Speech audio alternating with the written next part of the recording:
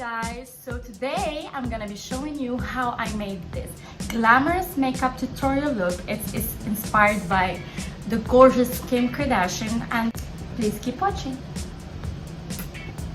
That's perfect.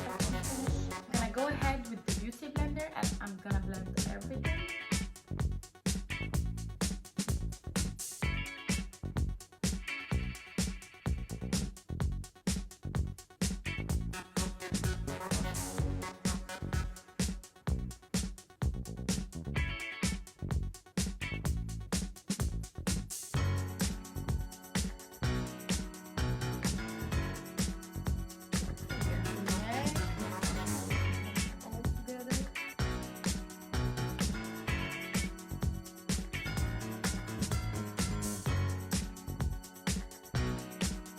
My Kim coin, as you know, this is my favorite concealer, and I like to mix it with the EYESHADOW concealer.